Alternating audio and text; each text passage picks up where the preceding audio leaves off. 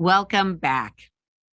I am pleased to welcome and introduce Judith Roberts, who serves as the Senior Director for Diversity, Equity, and Inclusion within the ELCA and is responsible for articulating and championing a comprehensive approach and vision for diversity, equity, inclusion within the ELCA. Ms. Roberts is a former ELCA Director for Racial Justice and co-convener for the National Council of Churches, Joint Action and Advocacy Working Group, and a task force member of the NCC's Truth and Racial Justice Task Force. She is an alum of Springfield College in Springfield, Massachusetts, and a graduate of the University of Mississippi. She was raised in the Lutheran faith and worships at Grace Lutheran Church in Evanston, Illinois. That's right, Illinois. I am so pleased to welcome her to our Senate, even though it is virtually. And I am looking forward to the ways that she will be engaging with us in this important work, in this important gospel work. Welcome, Judith. We are so pleased to have you with us. Thank you so much, Bishop, for sharing a little bit about my story, my journey, and the work that I'm called to do on behalf of our Churchwide organization. So tonight we are going to walk through what I have created as the Racial Justice Leadership Institute. And I am no longer the Director for Racial Justice. We have a new leader. Jen De Leon is the current Director for Racial Justice, and you'll get to meet her at some point as she settles into her role. But tonight we're going to walk through work that I have been part of in that capacity. And what I like to think about this space that we are collectively gathered in together tonight as a sacred circle. And sacred circles are community oases that are dedicated to the work of supporting racial justice and creativity and fostering healing. And this is work that we have been doing at Churchwide in our virtual settings as staff that are deployed all across our 65 synods, that we have found ways to stay connected and rooted through coming together. And as we know, a circle has no beginning or end, that it is perfect in its configuration. And so thank you for stepping into this sacred circle of conversation and learning and gathering together. And as we heard in worship, the importance of recognizing our First Nations and Indigenous peoples. I want you to know that I am speaking to you tonight from Naperville, Illinois, and this is the ancestral territory of the Potawatomi, the Peoria, the Kickapoo, and the Fox tribes. And if you want to share with others the different Indigenous ancestral lands in which we work, play, and worship on today, you can visit native-land.ca and you can find out all the different ancestral communities of Indigenous peoples that we are now part of. And in addition to thinking about all of the ancestors, the location, the bigger location beyond states and counties is what we call North America today, but our Indigenous siblings refer to it as Turtle Island. And so we give thanks for the ways that the ancestors of Indigenous peoples continue to steward this land and continue to advocate for the rights of land rights and ownership. And one such leader within the ELCA community is Reverend Kelly Sherman Conroy. And she offered up this prayer, and I've incorporated it into my own presentation material. And she said that we come before you as people drawn from every tribe, nation, language, some Indigenous peoples of this land, some refugees, some immigrants, some travelers, some in bondage, all of us as one body together. And she says that I pray that prayer because when I talk about Indigenous people's relationship with creation, it is not just plants and animals, water or mountains. This relationship includes us, all people, as part of creation. This is what we call the family of God, the vision our Creator intended.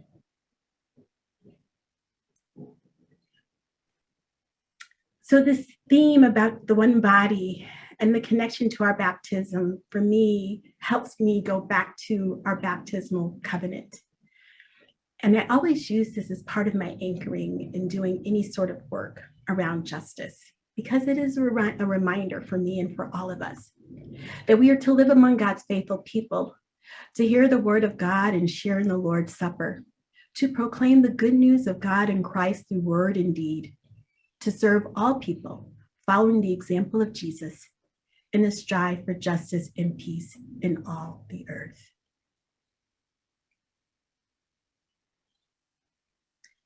And part of my acknowledgement on my own journey story is remembering the shoulders on which I stand and the seed that was planted in my own faith formation as I watched my maternal grandfather, C.C. Bryant, who was an activist in Macomb, Mississippi. He was also a deacon and a Sunday school teacher in Society Hill Missionary Baptist Church. And I spent my summers with my maternal grandparents, and I saw my grandfather live out his faith in so many different settings. And today, he is honored as one of the important leaders of the Mississippi Freedom Trail. And so it is just with great respect that I continue to lift up the ancestors in my story that have come before me. And I know Bishop asked you to bring a notepad and something to write with or a journal. And I want you to pull that out right now. And I want you to think about the shoulders on which you stand. Perhaps there is a member of your family, or maybe it's a teacher, or it was your pastor or friend that was passionate about the issues of justice. And it can be social justice, racial justice, gender justice, doesn't matter.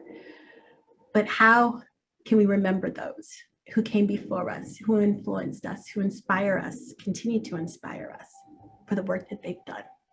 So take a moment and just write their name.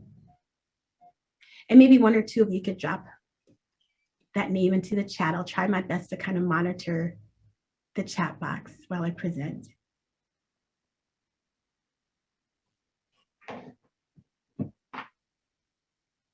My dad, Bill Fry, says Amy. Appel, thank you, Amy. Anyone else want to drop a name in? Ruth Frost and Phyllis Silhart. And maybe one more. My friend Tara DeMont, my aunt Kate Wayrens, I believe. My grandmother Amanda Ashley. So we are all standing on some amazing shoulders. Pastor Glenn Lee, who marched for justice, Julius Nelson and Joan Dana. So continue to look at the chat box. I mean, we're such a big group and it's very different doing this presentation virtually. But I thank you for lifting up the shoulders on which you stand and remembering them in this time of learning together and sharing together. Another practice for me entering into Sacred Circle is thinking about values. You know, we come to this work with something that inspires us to show up and to show up for a conversation like this about race in this country, racism. And so I want you to think about a value word that pops up for you. And for me, I'm going to go back to what Bishop shared in the sermon. My value word is love. And once again, I'm going to invite you to write your value word down in your journal. And it could just be just one word. I mean, if you need to stretch it to two, it's fine, but just pick one word that is guiding you. And again, I'll ask a few people to drop into the chat their value word in just one word: respect, love, peace, compassion, hope, peace, solidarity, dignity, justice, hope, openness, integrity. Such powerful words: acceptance, compassion, community. Thank you, and continue please to share in the Dropbox, since this is probably the easiest way for us to connect and feel connected with one another. Feel free to share your value word. And what I'm going to encourage you to do in our sacred circle space is to hold on to that value word and let that value guide you, because the circle is so rich with everything that has already been shared: respect, compassion, community, peace, love, justice, solidarity, and our list can go on and on. How rich and how full we are. And even though we're doing this virtually and we may be distracted, it's so important that we show up with our whole selves, that this is whole body learning work, that there may be opportunities for me to ask folks to share and speak and to lift up their voice and share an example. And so if you are a participant that is able to share, I'm going to ask that we can do that respectfully and make sure that we do that evenly, meaning we don't take up too much of the mic time. And that we listen for deep understanding and with respect, and we set the highest intention that we're all coming into this space. That we speak for ourselves by using I statements, and we reflect in our own journal writing about our feelings. And that sometimes we need to see things from a different point of view, that maybe something tonight may be offered up or shared that may present a different way of looking at a situation. And Bishop invited us to be curious and to be open learners. And let's be fully present. I know we have lots of gadgets and devices that may distract us, or things happening at home tonight, but let's be present as much as possible and be open to new learnings. There are many different trainings and different organizations that offer anti-racism, racial justice education, and maybe tonight you may hear something new. So let's just come with an open mind. And lastly, those values that we lifted up and renamed in the chat, continue to connect to those core values and speaking from your heart. Some of the content that I'm going to present tonight, it comes from an organization that I have a long history with, and it's called Race Forward, the Center for Racial Justice Innovation. And this work has been part of my portfolio for, oh my goodness, probably about 15 years.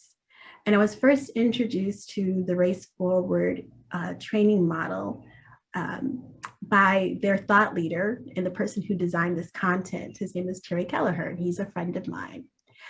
And I was working in Massachusetts. I was working with a community that was a food desert, an African-American community that was a food desert that did not have a full-line grocery store. And we began to use this particular model of understanding how systems and structures exist and analysis work that has to happen. So this is a gift that I'm bringing to the Synod. Race Forward is a separate organization. They train with amazing leaders all across this country in partnership.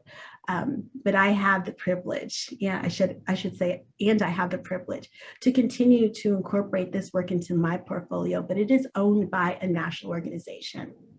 And we have partnered with them at the Churchwide office, doing different trainings for staff. So this is part of the work that's embedded within the work we do at the Churchwide organization. And if you want to learn more about them, you can visit raceforward.org, or you can follow them on colorlines.com, which is their daily news story. And you can follow all the different topics around race that show up. So some outcomes for our Sacred Circle space. I'm going to introduce some common language for talking about racial equity and inclusion. We are going to analyze the ways that racism exists within church and across society. And then we're going to move towards some decisions that by the time we finish our time together this evening, that I'm going to encourage you to think about how can you continue to put this work into praxis. That it's not just the hearing and the knowing, it's about how we actually show up while we live out our baptismal call every day to strive for justice and peace. So I don't really want to go over in great detail about the different actions that our church has taken, because we have definitely taken many important strides that have set the tone, that continue to lift up the programs and the policies and the actions that we take as church. And these, for me, the ones that I listed on the screen, I think they're very central to our teaching around justice matters in general and racial justice specifically. And some of our social statements go back to 1993, such as Freed in Christ, Race, Ethnicity, and Culture. Our Human Sexuality, Gift and Trust Social Statement, 2009. The Church and Criminal Justice, Hearing the Cries, was 2013. But more recently, I want to focus on a few newer resolutions. In 2016, we repudiated the doctrine of discovery. And this doctrine is based on the papal bulls of the Catholic Church that basically told the kings and queens of Europe that they could seize land and take people in the name of Christ. And so this doctrine, this belief still exists, and we still are living out because of that belief system, which enslaved African peoples and created the genocide and the forced removal of indigenous peoples on Turtle Island, North America, what we know today. We issued a declaration to people of African descent in 2009, and this apology for the white church's complicity and silence within the slave trade within the United States. This document calls for us to study reparations. We are, as a church, we have not created materials for the state reparations, but we have some things under development. But you certainly can track what is happening at national levels. The Congressional Black Caucus is calling for a national study for a reparations document, and it's just an opportunity for us to study the impact of slavery and its legacy of racism.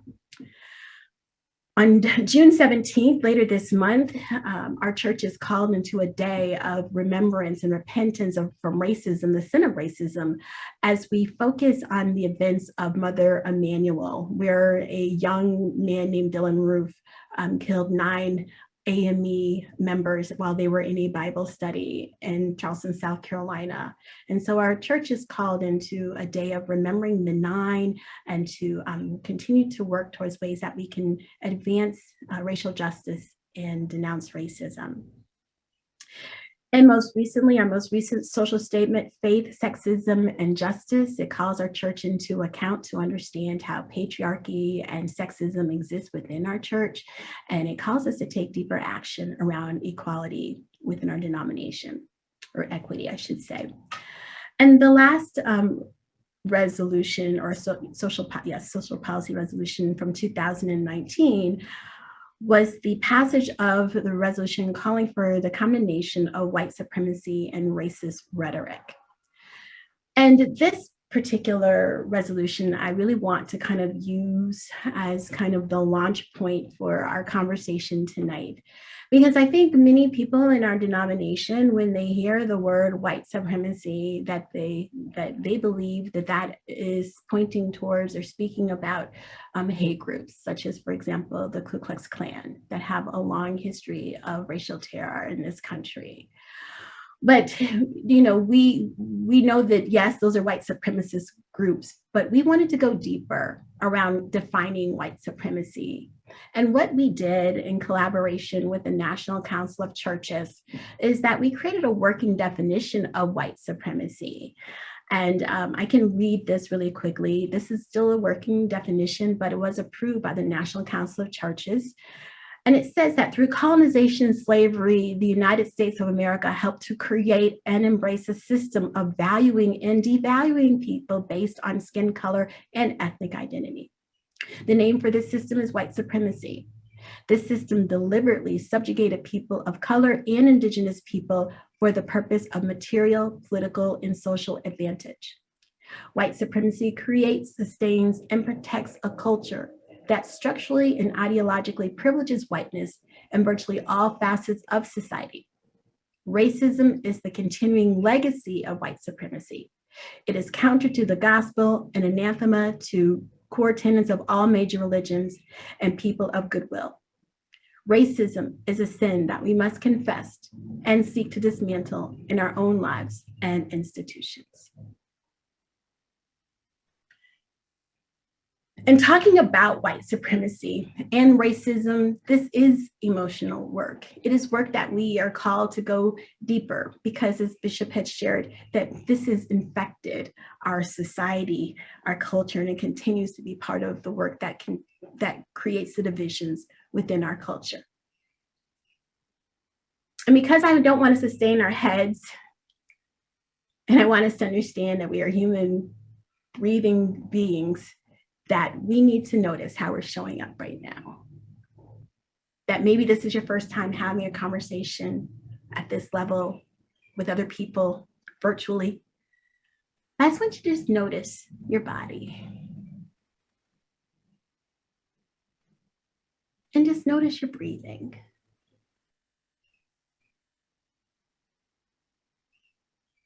Are you feeling tense in some places? Are you feeling anxious? And if you are, I want you to continue to remember that this is a sacred circle. And this is a chance for us to journey and to understand and to learn and to lean in together. So take a deep breath with me.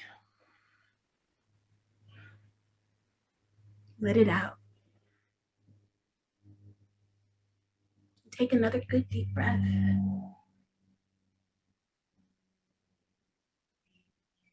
And just let it out.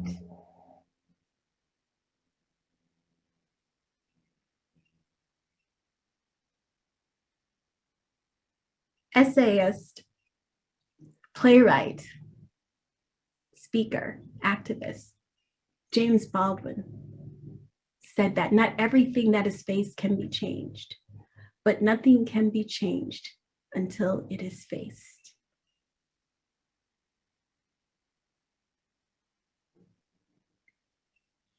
So I want you to go back to your seat and remember your breathing. You should breathe in and breathe out. Then I want you to know that it is okay to sit with discomfort and to express yourself. We have the gift of writing down our thoughts and processing our feelings. And that's why I called you to hold on to your paper and your pad and the pen, because it's okay. And I want you to be courageous as we step in deeper into this space, into this water. Because the residue of unresolved historic traumatic experiences and generational or unresolved grief is not only passed from generation to generation, it is continuously being acted out and recreated. From Cynthia Wesley Esquimaux and Magdalena Smolowski. I want to lift up this moment this week that I have had, many across our country have had. We talk about this generational trauma, this residue that is ever so present. What you see on the left side of my screen is Mother Viola Fletcher, who is 107 years of age. And she is among the last living survivors of the Tulsa Massacre of 1921. And just recently, she made her very first trip to Congress to speak about the events of that night and what the massacre did to her family, to her as an individual, that it stopped her education. Her family had to rebuild their home.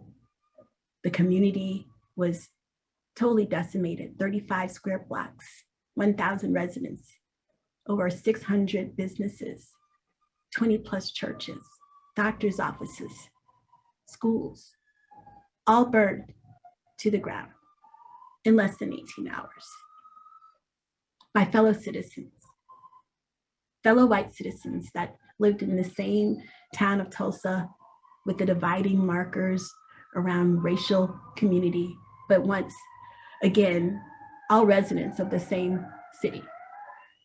And so as we think about that residue, I cannot even begin to fathom what that must feel like to carry 100 years of trauma, of memory, and to be able to account for everything that happened that night, the courage that this individual must have, and all the other living survivors who were over 100 years of age, that they were able to speak into this moment.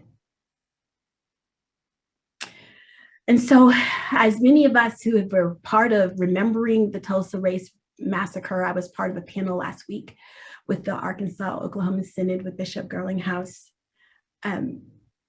Our siblings, our Indigenous siblings in British Columbia, Vancouver, Canada, they remembered the Kamloops Residential Boarding School for Indigenous children. They remembered this week the 215 bodies that were buried in an unmarked grave. Children, youngest 3 years of age. So this pain, this trauma are very much in our present. This is not the forgotten past. That are Indigenous siblings that have experienced, those who are able to survive the boarding schools, many of them run by faith Christian communities. Trauma. They live it. This week, the World Council of Churches hosted a forum bringing together the Tulsa Race Massacre, leadership talking about what Tulsa is like today and the experience of African descent people and our Indigenous siblings in Canada who talked about there is no border, that we were once all one people, and that this is our story as Indigenous peoples on Turtle Island to remember. So I want you to think about connecting the dots, because sometimes we like to think about crimes against humanity in isolation, and we think that that was just one event, but it wasn't.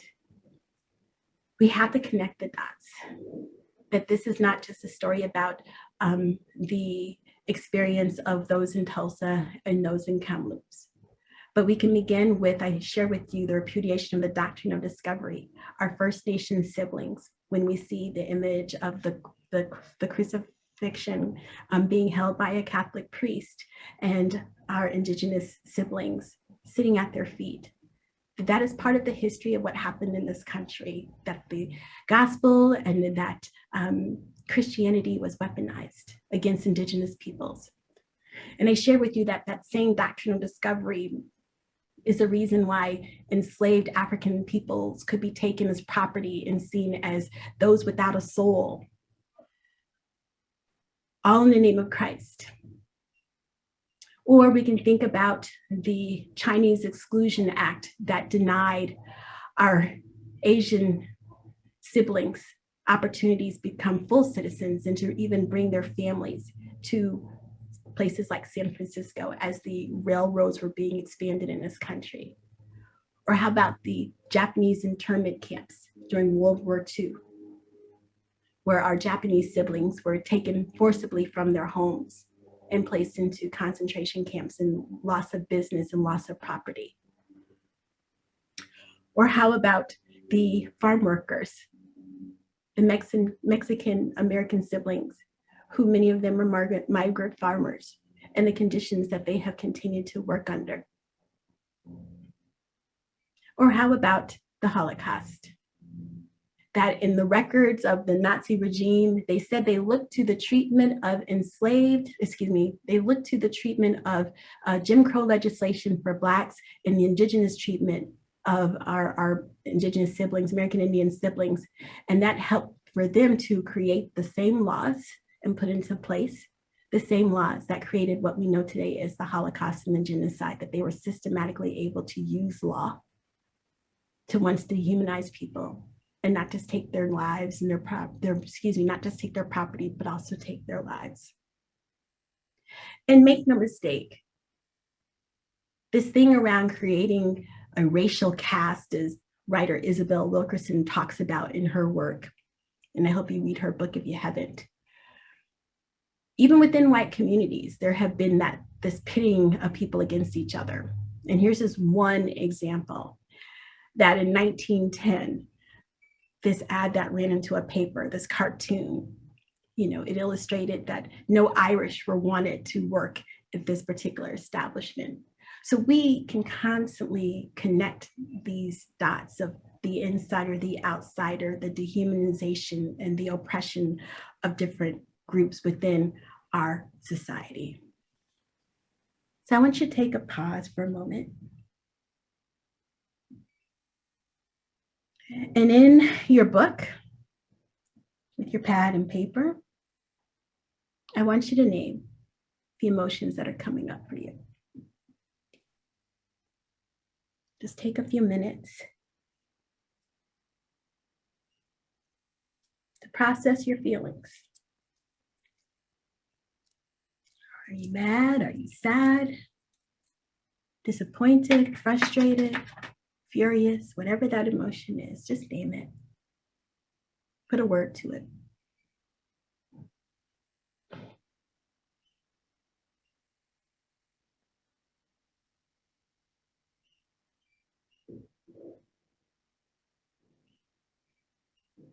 I'll give you one more second. I'm going to visit the chat box. Sadness, embarrassed, sorrow, shame, deep sadness and anger. Thank you all for sharing. And remember, we can't change what we don't face, right? That as we do this heavy lifting, this making the connection of our mind and our heart work, this work that we're called into, we know that we're led by our faith to do something about it because we have a gospel that we can lean into, point to, remember, and recall. At least that's one way for me that helps me not to stay in a place of just that frustration because I have those same feelings. That is part of the work that we carry.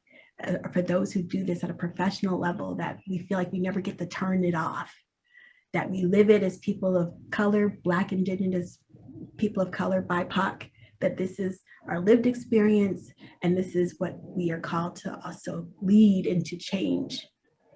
And so when we think about our gospel teachings and the lessons that we can continue to learn from the story of Christ, we know that Jesus included, if we look at the story of Luke, he said, "Bring the little children unto me." That he challenged the social norms by sitting and dining with one who was the outsider, one who was despised, when he called Matthew the tax collector into ministry.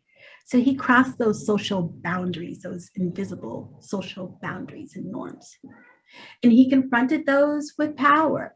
That he said, are you just putting on religious fashion shows, but you are not walking the walk and talking the talk? He wasn't afraid to challenge those who had power. And he advocated. And we know that from the story of Matthew when he said, do unto the least of these. So we can continue to point back to our scripture teachings and remember that Jesus's ministry was definitely about justice. And we can also lean on the teachings of our church. I lifted up our social statements. One of the very first social statements that I lifted up was freed in Christ, race, ethnicity, and culture. And this social statement is still very relevant for us today. It was adopted in 1993, but the words still ring true about the work we're called into as church. That we are to dismantle racism because it is a sin, and that we are to understand how internalized racial oppression and how white privilege shows up in our denomination, and that we are to embrace the diversity within our church, the many ethnic communities that are part of the Evangelical Lutheran Church of America, and the ways that culture influences how theology is lifted up.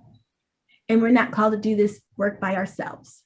That the National Council of Churches, the World Council of Churches, those are just two places that our church joins with others for this movement. And then we constantly must continue to educate ourselves by creating resources and working collaboratively. And that means working with our synods and our congregations, and that means working intentionally within the Churchwide office and organization. That we are partners in all the things that we do to dismantle racism. And I want to take a moment just to celebrate Audre Lorde, who is a poet, mother, daughter of immigrants, and activist, and a queer Black woman who said, "It is not our differences that divide us. It is our inability to recognize, accept, and celebrate those differences." So the differences about race, the things that we see when we see each other, we've been taught a lot about race. In many ways, we haven't been taught a lot about race. We've been taught to put people in boxes and to make some values and judgments about appearance. But according to the American Anthropological Association, they needed to create an exhibit to talk about race because they felt like we really don't understand that we are really part of, it's true, one human race. That biologically, when we see skin color, that's about the melanin that my ancestors had as a protective measure for those who lived on the continent of Africa and other parts of our world, right, in the Southern Hemisphere. And that when we think about the differences of hair texture or eye shape, those are just genetic variations. That's all it is. And that as anthropologists, they have lifted up the fact that all life, the earliest life of human form, can be traced back to the continent. And as anthropologists, they talk about the migration from the continent in the world that we see, that we are really technically all still connected through a history, but also genetically, that the oldest human remains that have ever been found were from a human being called the mitochondrial Eve. And what scientists discovered, anthropologists discovered, is that each person on the planet has one of her genetic markers, that there is not one person that does not carry one of those same markers that links us and ties us all back together in that history. So that's the anthropological piece of it, right? But then they unpack it a little further and they said, well, you know, early scientists, European scientists, in a way to kind of like divide and sort people, they created these classes about race. So this is something that was human made. But we're not separate and apart. We're once again, one human race, one human family. But as scientists, we're sorting plants and animals and naming species, European scientists, and they began to attribute and assign different traits to people based on what they did look like. And this became part of that white supremacy language that I mentioned about racial subjugation, that there was this hierarchy that was created and science was used. And so was Christianity. And it was used to create this hierarchy of who should be on top and who should be on the bottom. And we know that through even through slavery here in the United States. We know how the scripture was used to keep people of African descent in slavery. And so today we continue to use these boxes to put people in and to assign meaning. So when we ask the question, you know, what is race and is it real? It isn't real. It is a human-made social construct that helps to continue to perpetuate a social, economic, and political agenda that keeps people apart based on identity. So race may not be real, but racism is. That assignment, the way that people look in the ways that opportunities are afforded or not, is real. And that's what racism is. It's the accumulated advantages for whites as a group. This is within the United States context. And it's the accumulated disadvantages for people of color as a group. And it is produced by both public and private sector policies and practices. So the work of racial justice is the creation and proactive reinforcement of policies, practices, attitudes, and actions that produce equitable power and opportunities and treatment and outcomes for all people. And indicators of this are fair treatment and equitable outcomes across race are the evidence of racial justice. And that's the work that we are called to move towards, to be about. And there's some core values around racial justice, and it speaks to scripture teachings that racial justice is about fairness and shared power. It is about inclusion and authentic and empowered participation and full access and rights and opportunities for all people. It is about that unity and the cohesion and harmony and interconnectedness that we hear about in 1 Corinthians text, about that one body. It's about the dignity, worth, and honor and respect of all people. And it is driven by a deep appreciation and affection for one another that we are called to love. Dr. Martin Luther King studied the writings of Paul Tillich, the systematic Lutheran theologian. And Dr. King said that power without love is reckless and abusive, and love without power is sentimental and anemic. That power at its best is love implementing the demands of justice, and justice at its best is power correcting everything that stands against love. And Reverend Dr. Cronulla said that justice is what love looks like in public. So there's some key concepts about justice, that justice is not about diversity, although diversity is a key value, it's important, but diversity is really just about variety. You can have a variety of opinions, you can have a variety of people from different backgrounds, but that's what diversity is. That's not the same as justice. And justice is not the same as equality. Equality is emphasizing sameness, but not every group, not all people, we all have different needs.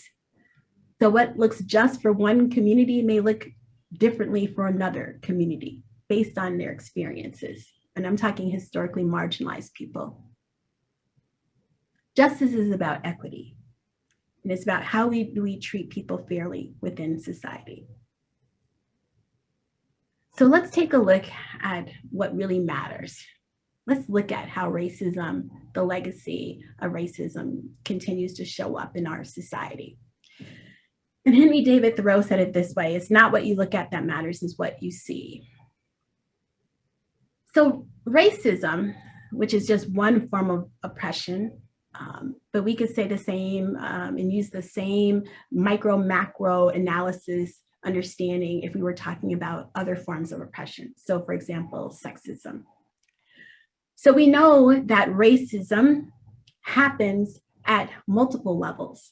And it's not always easy or very clear to see when we're talking about this big topic of racism. We talk about these disadvantages and advantages for people based on their identity. But according to my friends at Race Forward, ways that we can see racism is that we can look at the micro level and the macro level. At the micro level, there is what we call internalized racism, there's interpersonal racism, and at the macro level, the bigger scale, there's institutional racism and there's structural racism. So let's take a deeper dive into these 4 quadrants around how racism shows up. So internal racism is our own held beliefs, whatever we believe in our own thoughts about our own racial identity. And these private manifestations of racism that reside in our minds, they can lead to xenophobia, internalized oppression, or privilege. And beliefs about race are deeply influenced by our dominant culture, wherever we happen to live and find ourselves, and we're specifically talking about here in the United States. But I'm going to give you an example because I'm a visual learner, and this story tells a picture, and I hope you can see it clearly. So in the upper left-hand corner, there is an image, and it's an image of a man whose face is divided in half, and one side, his skin is much darker, and the other side of the photo, his face has been lightened. And this advertisement is selling a skincare product.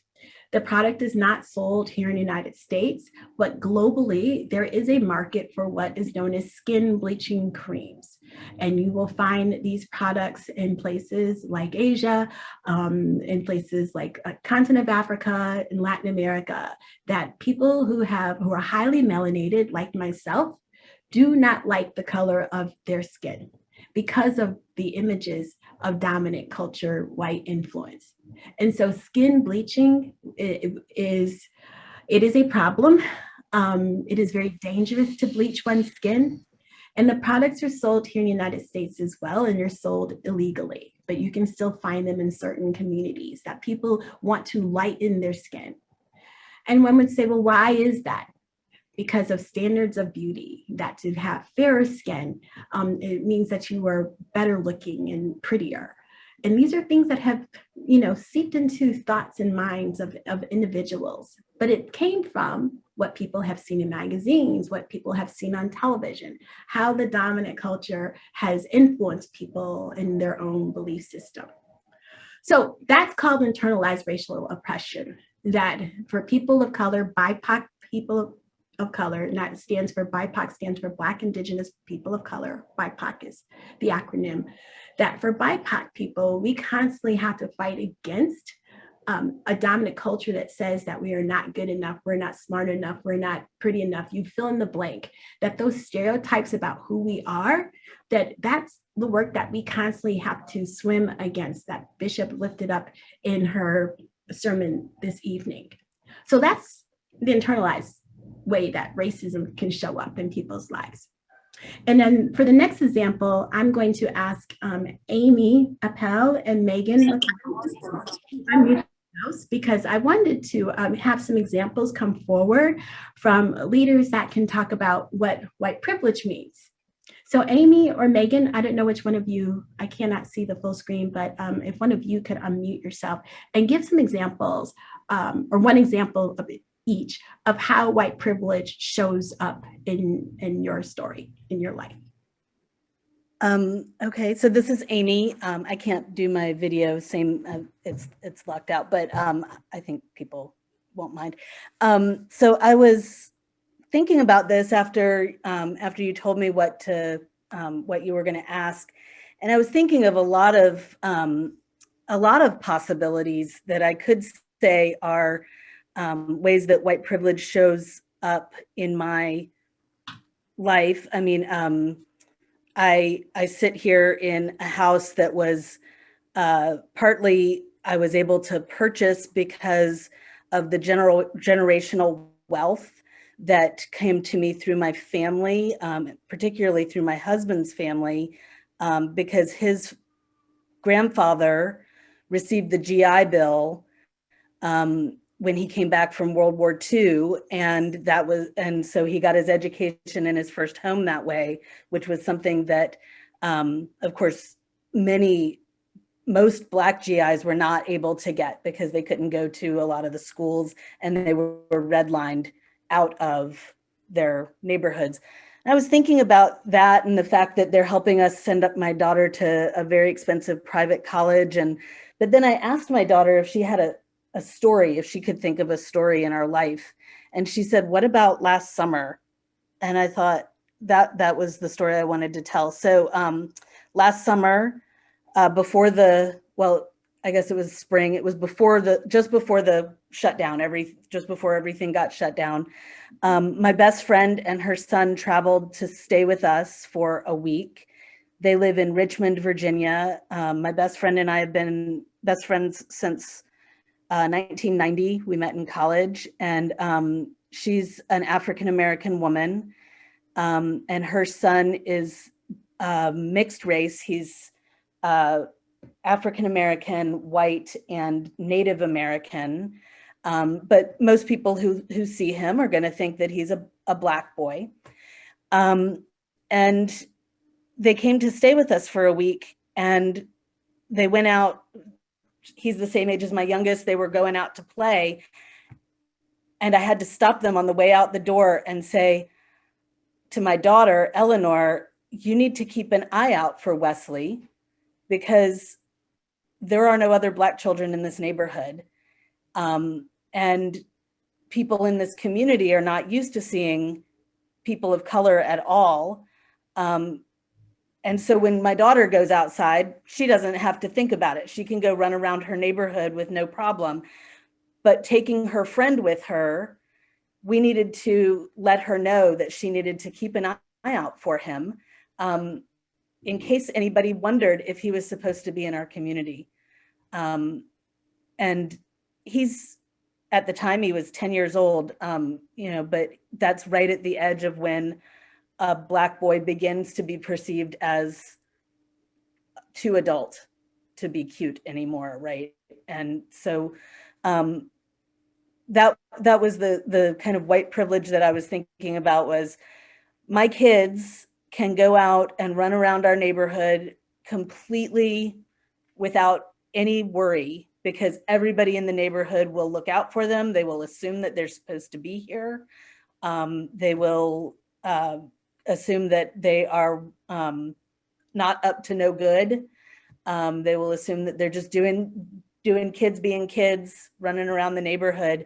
But when a friend comes to visit us, or I just noticed last week, a Black woman and her family moved into the neighborhood, and I'm curious about how that might play out when their children go out. So that's how white privilege shows up in my life, is that my kids don't have to worry about that when they run free in the neighborhood. And that's an excellent example. Thank you so much, Amy. Megan, is there a story you would like to also share? Sure. So I'm Pastor Megan McLaughlin, serving at Christ Lutheran in Webster Groves, just outside of St. Louis. There are two very quick stories. One is, I think about my experience in going to college. And when I went to college, I did not appreciate the privilege that was involved in my experience of going to college. First of all, I had gone to private schools that had prepared me really well for the college environment, something that would not necessarily be acceptable or accessible to people who don't have access to kind of the generational wealth and privilege that my family had.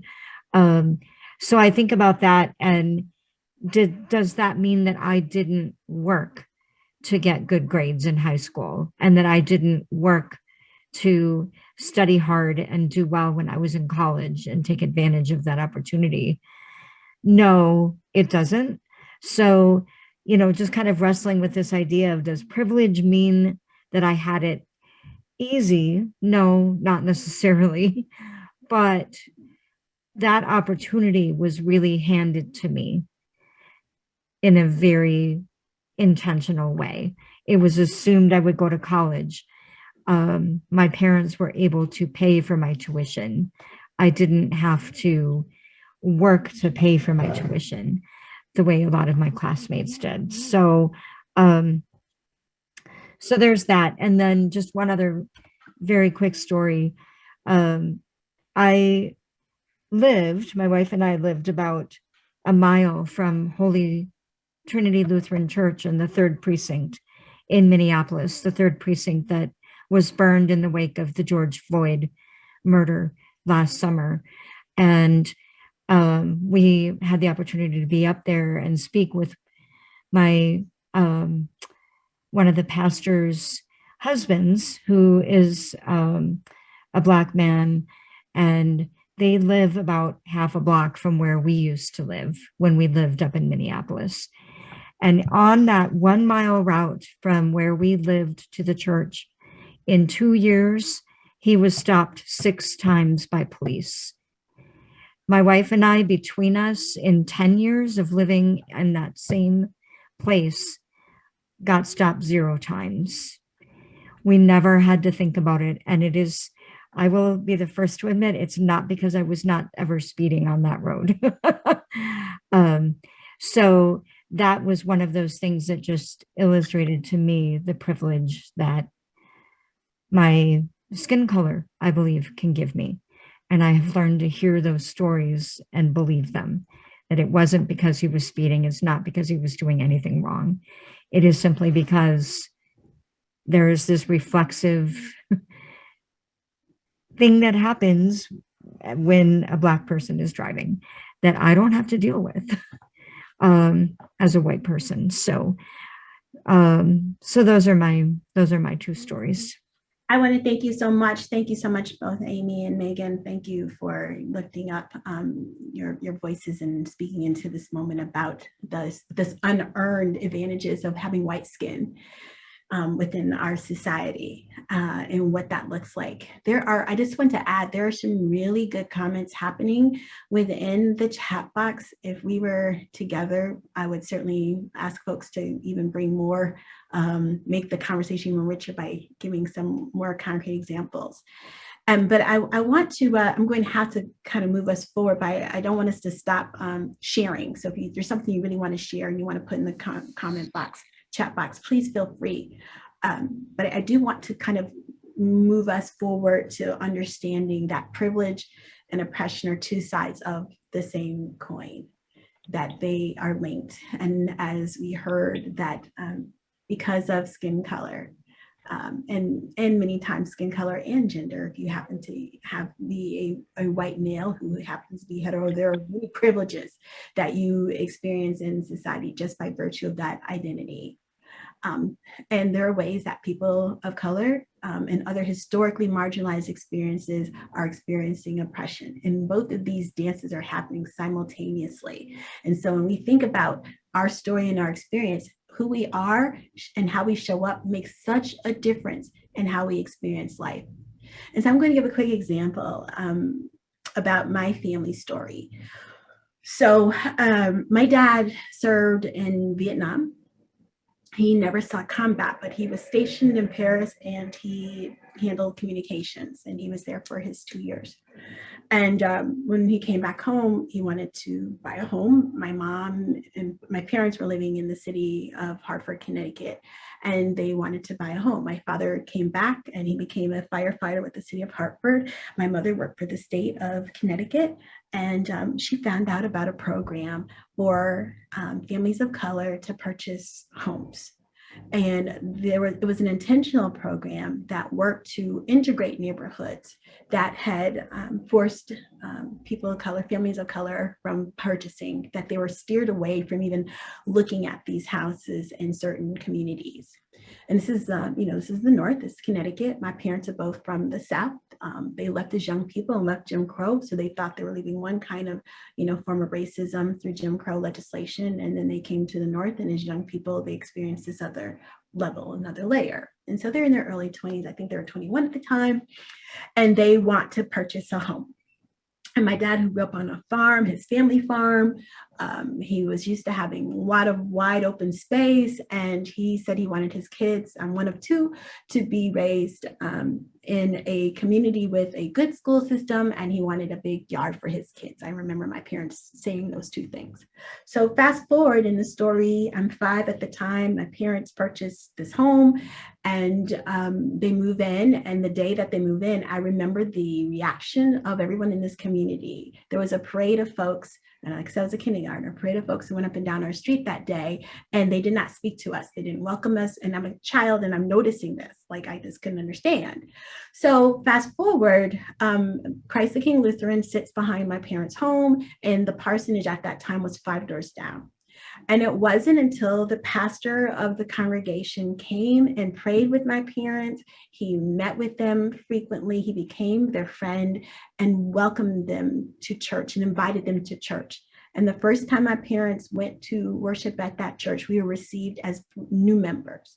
So in that case, my parents, who had to go through a whole special program just to obtain this property. They both have great jobs, as I shared with you. One was a firefighter, one worked for the state of Connecticut. So it had nothing to do with their income. My dad had served his country proudly. And, certain programs were not freely shared, right? That he probably could have purchased a home under different loans and opportunities as someone who was a veteran. But, information, once again, not frequently shared. My dad didn't have a college education. He may not have had that well-networked community to help him or tell him, hey, go get this loan. But my mom said that this program was designed that the mortgage was held by this organization, that the families did not have to go through the barriers of going to a bank, right? And having some, individual reject them for a loan. That the organization found the homes in these communities, they purchased the homes up front, and they work with the families to move into the communities. So it was the pastor's use of his privilege, right? And he had many layers to the story around how his privilege showed up, but he used his privilege to welcome our family. And I grew up in Christ the King. That's where I heard the gospel for the first time as a kindergartner. And I went on to do other things in that church and have 3 generations serve actively in that church. So, as I said, how we look at privilege and oppression, this dance is constantly happening simultaneously. So again, at the micro level, we looked at interpersonal racism, how some people receive a message that if you're part of the dominant culture, you are okay. This land is your land. You can travel, do what you basically want, dress how you want, not be targeted or stereotyped, all because that white privilege makes such a difference, right? But then there's the interpersonal. So it's what we believe is our internalized, what do we believe about ourselves? And then interpersonal racism occurs when we come together, when we bring our private beliefs into our interaction with others. Racism is now in the interpersonal realm. So this example was, this image happens to be, it's an older image, but it certainly shows a Muslim couple who is being taunted or harassed by a white male waving his finger in their face. And so we know for our Arab Middle Eastern siblings, those of Arab Middle Eastern descent, not all Arabs are Muslim and not all Muslims are Arab. We know that as well, right? But there are these stereotypes that are perpetuated in storylines and movies, and sometimes we even watch the news stories about who a terrorist is. And so Islamophobia in our country is a real thing.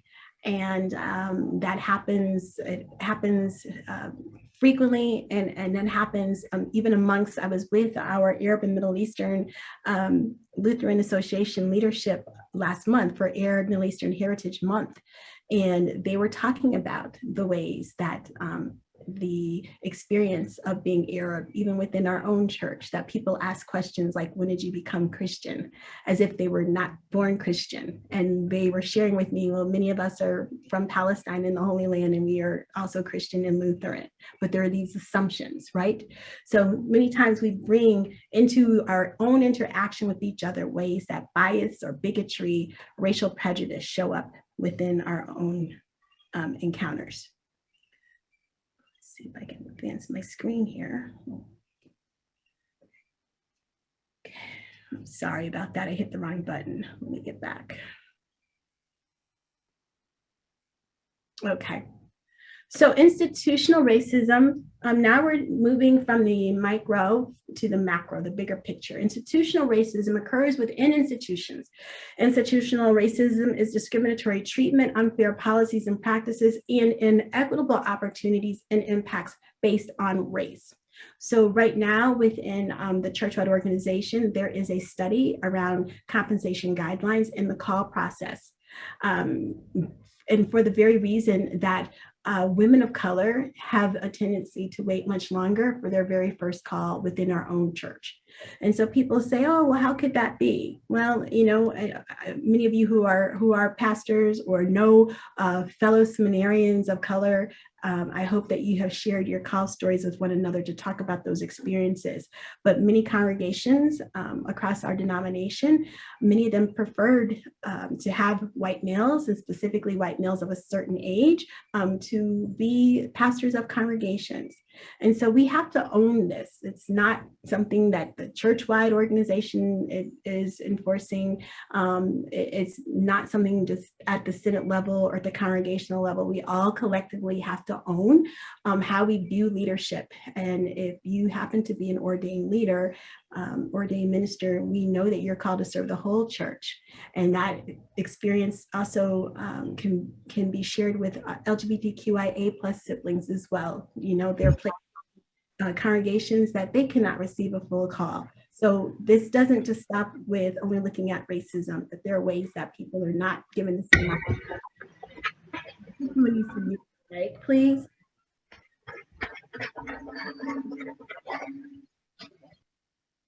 Thank you. So structural racism is racial bias across institutions and society, and it's the cumulative and compounded effects of an array of factors that systematically privilege white people and disadvantage people of color. And one example is the wealth divide. And we heard that from Pastor Amy talking about the intergenerational wealth that was handed down to her, that her family was able to accumulate and amass wealth because of how race showed up within their story. You know, and when we think about structural racism, and we're looking at just our society in general, so as we see the cityscape, there may be banks, there may be hospitals, there may be colleges and universities, there may be insurance companies, many different institutions that are all connected, that compound how racism shows up. So for example, when I was telling you the story about the food desert in Springfield, Massachusetts with this African-American community, the project started because of a health disparity that the local hospital began to do research around type 2 diabetes. And they were saying that when they looked at the map of the city, that they could pinpoint 2 primary pockets of the community that had type 2 diabetes. And as we began to meet with community leaders and work around engaging community leaders to kind of understand like what was happening to them, that it wasn't just the access of food, right? So they didn't have a full line grocery store. We discovered that people could not do their shopping locally, that if they did buy at small little markets, they paid really high cost, you know, ridiculous cost for like small items. So they weren't, their diet had changed because there once was a grocery store, but the community had changed from predominantly white to predominantly Black community, section of the community. And that the grocery stores had folded or moved away. And so people said, well, you know, it costs a lot if we want to eat healthy. And then we began to look at the transportation aspect of it. And they said, well, you know, if I want to go to Whole Foods, you know, it's an hour each way. Oh, and by the way, there are policies that say that I can only take, you know, 2 bags on the city bus. Or, you know, I have to pay, I don't have a vehicle, I have to pay for a driver to take me. It's like we began to like looking at all of these different aspects of like how life was showing up for them. You know, and it showed up in ways such as, you know, paying more for car insurance just based on zip code. We began to look at the longevity of one based on your zip code, that your location matters because having access and resources makes such a difference, and having wealth. So, you know, we cannot see things in isolation, and structural racism helps to kind of, you know, shed light on that. And so there are these dimensions to structural racism. These are like kind of more the invisible dimensions, you know, just like the Wi-Fi, we don't see it, but it exists, right? It's there. So these dimensions of structural racism, it includes our history. So just like I started the story about the Tulsa Massacre, which happened in 1921, those communities had to rebuild, and they rebuilt, the businesses specifically, they rebuilt without any sort of loans. So can you imagine, you know, your business is burned down overnight and you don't have a loan to rebuild? So we have to look at history and the cumulative impacts around inequalities. We have to look at culture. What gets normalized? You know, who's a thug? Who's a terrorist? How are people portrayed in dominant ideas?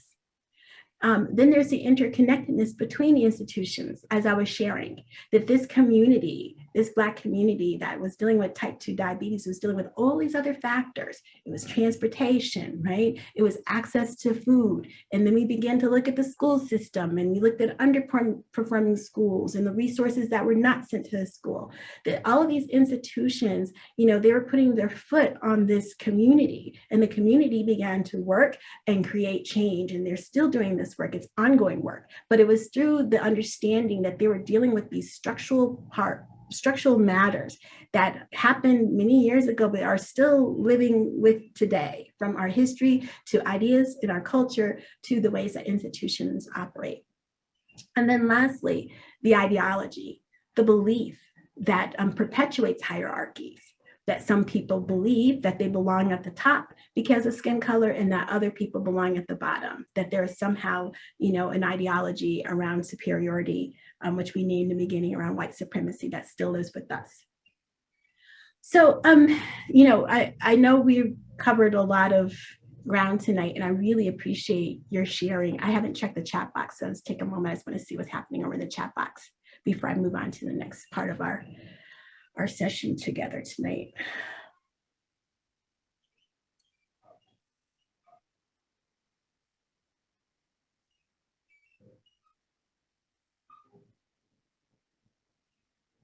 Okay. There's powerful sharings within our chat box. And you're absolutely right. I'm just going to read the last one in case folks hadn't seen it. Systemic racism for me began in colonialism. Absolutely. Absolutely.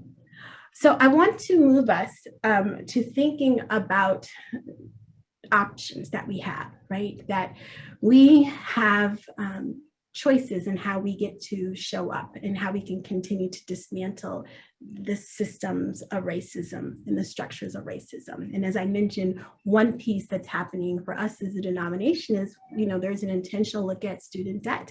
And we're looking at debt for women, and we're looking at debt for BIPOC and BIPOC women in particular.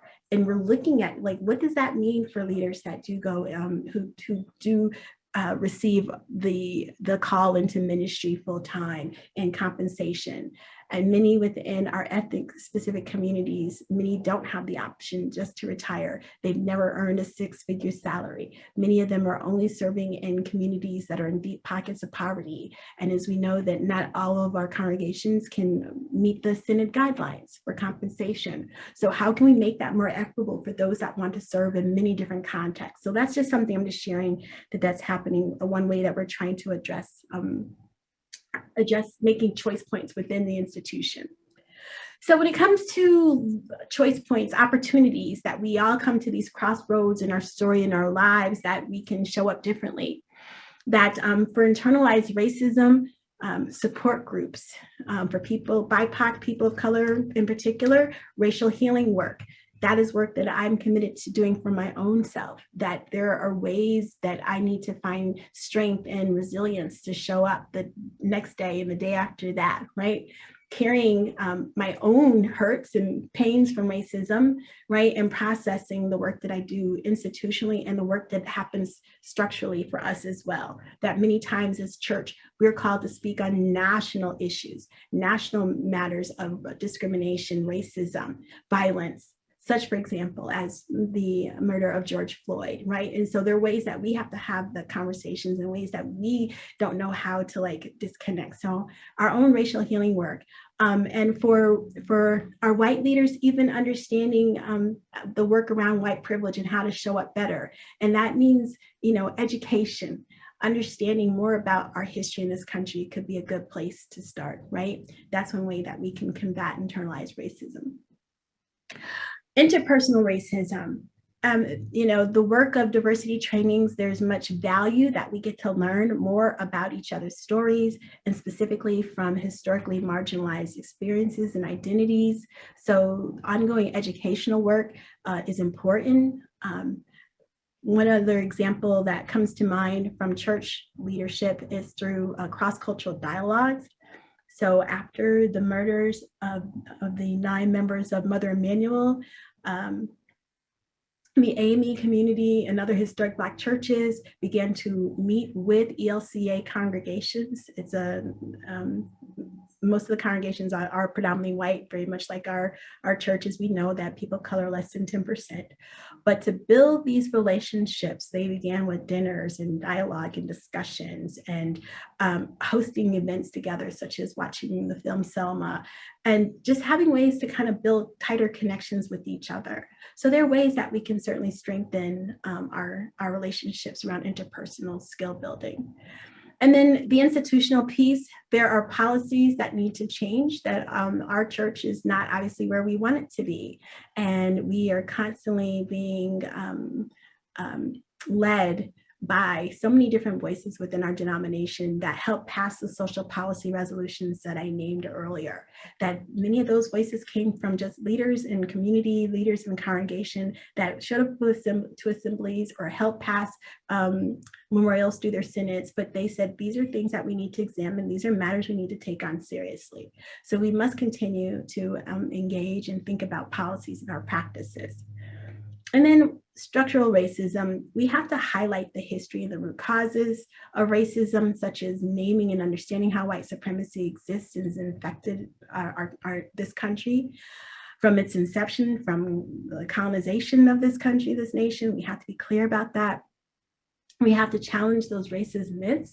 So when people say, you know, I just pulled myself up by my bootstraps. Well, you know, some people were given, you know, land and opportunities to come and make all of their dreams a reality, right? And then there were barriers such as, I'm going to be specific, like for my parents around Jim Crow, that my parents could not have gone to any institution they wanted to. They could not have taken a job in the 1960s and if they had wanted to, and they're both very much still alive.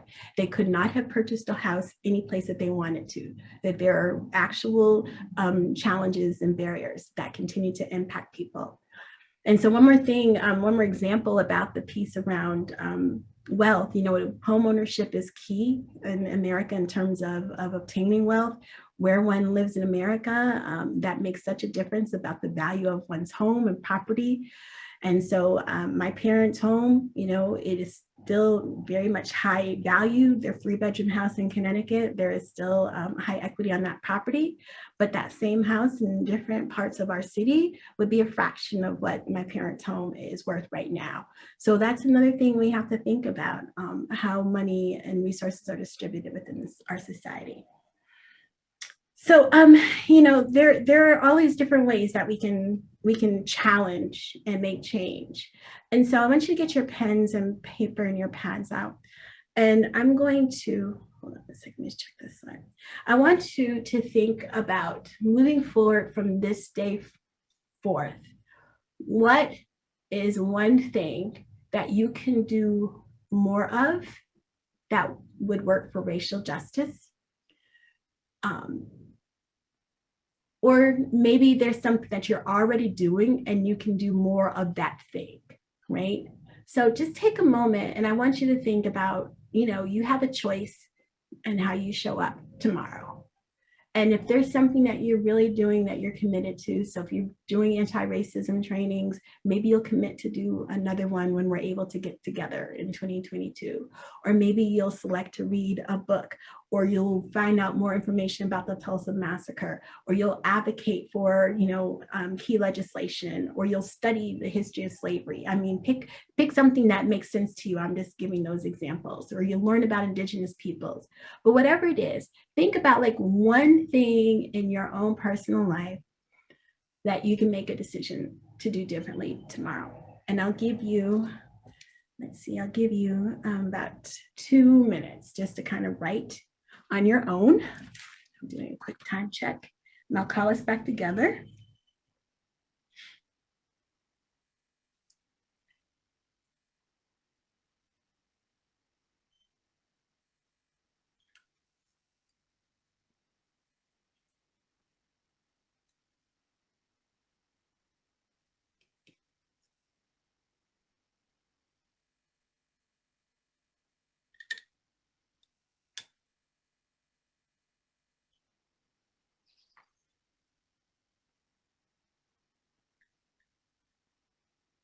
There's some things popping into the box already. Let's see, Craig Lance said, love your neighbor as yourself. Stan, Evie said, be more compassionate. Those are great examples. Let's see, there's something else here. Exactly, there's the East St. Louis race riots. Exactly, learn more about that. So keep writing. I'll give you about another, a little over 60 seconds.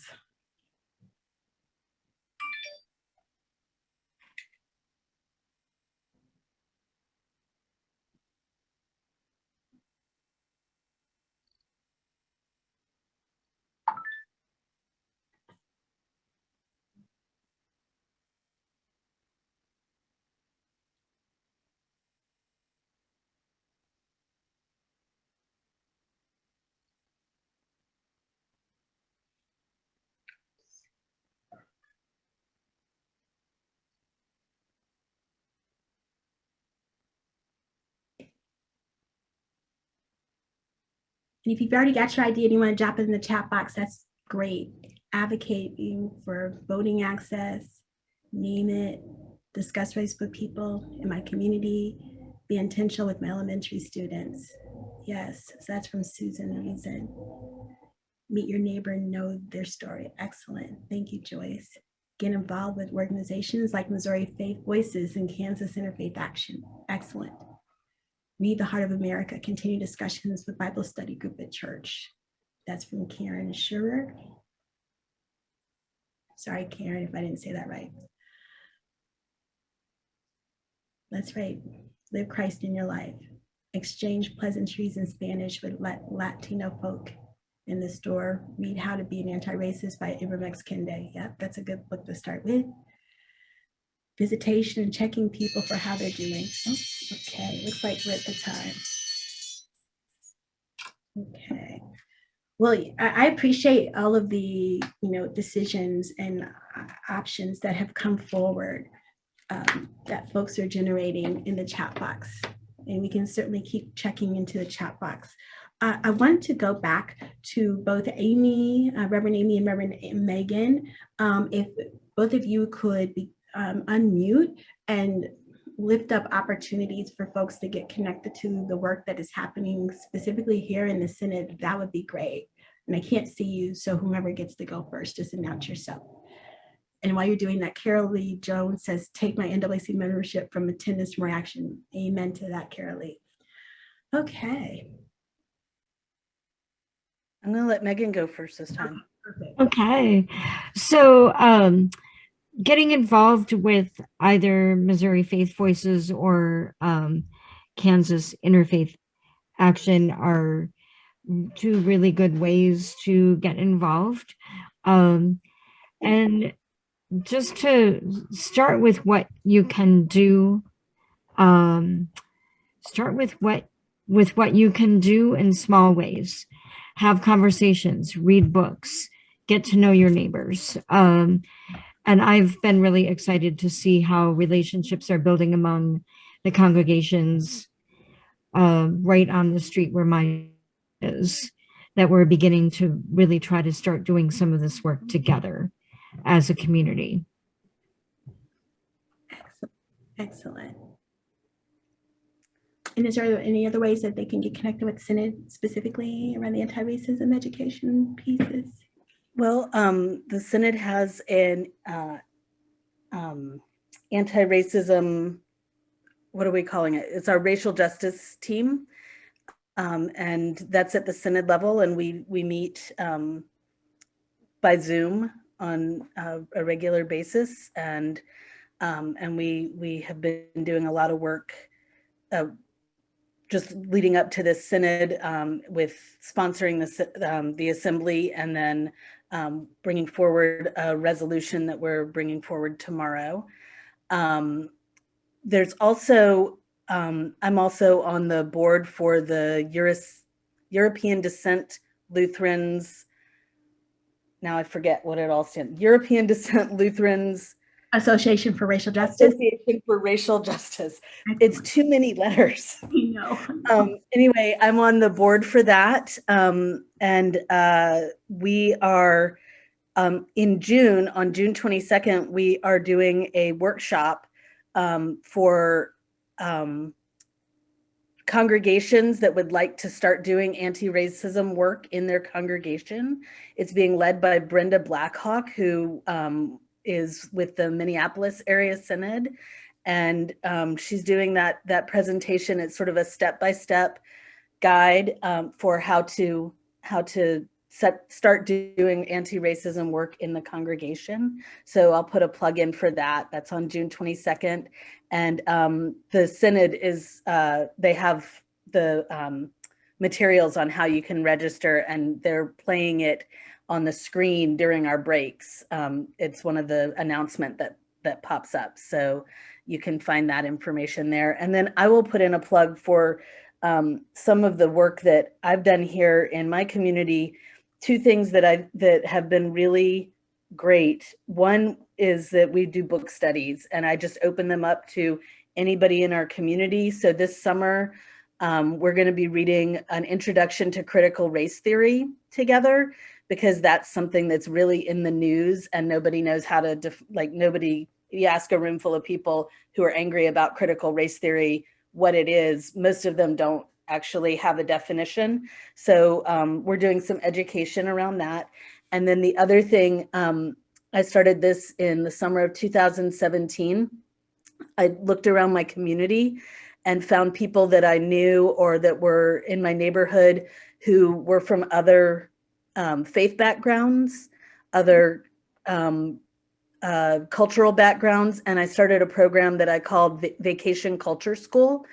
Instead of Vacation Bible School, we called it Vacation Culture School. And we invited, for a week, we invited 5 different people to come and talk about their culture, their faith, whatever, it's been a little different each time, but we do that every summer, and have people come, and we invite everyone in the community. And there's always people bring their cultural foods and stories and games and crafts. And we just have a great time with it. And we get to see our kids running around together and making bonds and getting to know each other. And that's been one of the most amazing things to watch. And we've got lots of people in the community who are asking us when we're going to get back on it because of COVID. We had to kind of go on hiatus. So, and it's easy to do. And I'm happy to share information with anybody who would like to try to put something like that together. I've compiled it all in step-by-step form. So. Excellent. And I'm going to give one quick plug. I mean, you certainly can visit elca.org for additional resources. There are resources on One Body, Many Members, which is about growing a diverse worshiping community, and it's packed full of activities and Bible study and reflection questions. And I feel like that's a great free online resource that anyone can have access to. So if you want to check that one out as well, that's a really good one. And it has its own website actually, because there are videos that accompany it. So it's called One Body, Many Members. You go to elca.org for that.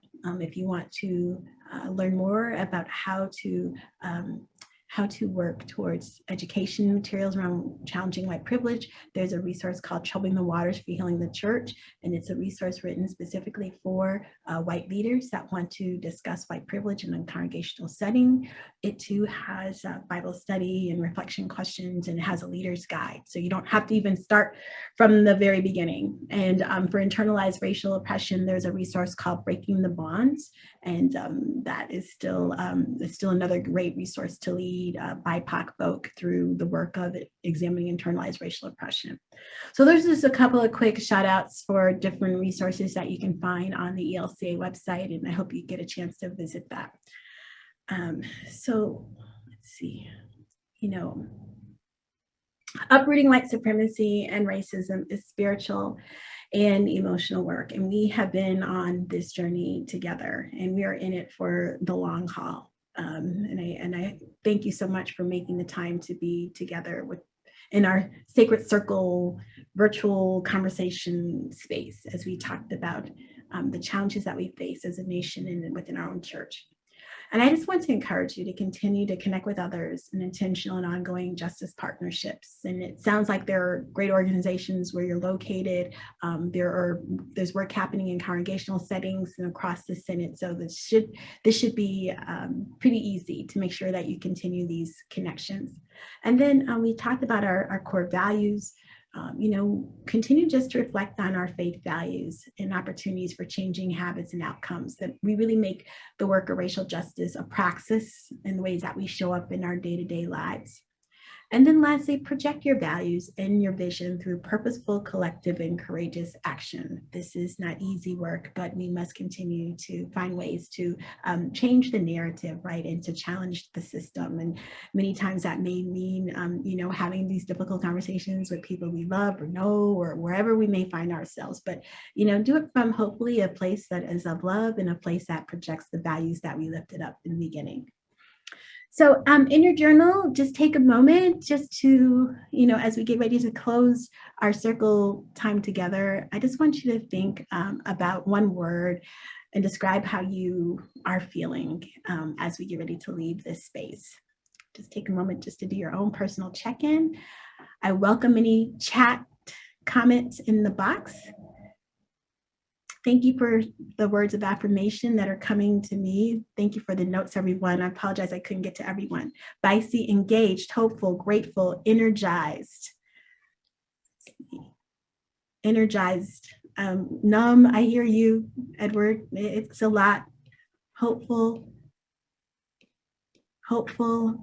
Impatient, we want change. Yes, challenged. Yes, angry and tired. This is true too. Set free by the truth. Yes, we're carrying so much. Inspired. We all have to continue to press towards the mark, in whatever way that makes sense. And sometimes we do need to take care of ourselves. So, whatever way it makes sense for you to show up moving forward, I encourage you to do so. And I want to leave you with this image. This was taken, a picture that I took at our youth gathering in Detroit. And I think that was, 2015. And I did this activity with our young people. It's like 30,000+ young people that, they come into a city and they want to do service, have service experiences, and they want to worship together, and they want to have conversation and connection around their faith.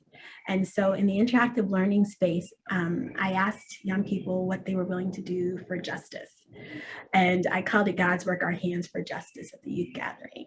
And I collected over 3,000 hands that young people had made these commitments of like what they wanted to continue to do to live out their call. And that was the last day of the gathering. And I just took this picture of the wall, but I was just so impressed with the ways that they are leading and wanted to lead and to speaking about racial justice and other forms of justice matters that we have to continue to be advocates for. So I want to leave you with this quote that when we're not consciously part of the solution, we're often unconsciously part of the problem. So, in the days to come, I hope that you will take some reflections from our conversation and from your notes and whatever that you shared tonight. And I just hope that it will spill over into conversations, experiences, relationships, and into worship. And I want to just thank you for the opportunity to present to you virtually tonight, for your assembly, and just for the ways that I know it may have been a long day for some of you, and to be on Zoom for a couple of hours to do this important work. But I just want to just thank you for your commitment and for your leadership in the ways that you are showing up for our church and for our society to make it a better place for all of us. So I'm going to stop my screen sharing and I'll turn it back over to you, Bishop. Thank you so much, Ms. Roberts. Wow, this has been a full evening and you all have done great, really great.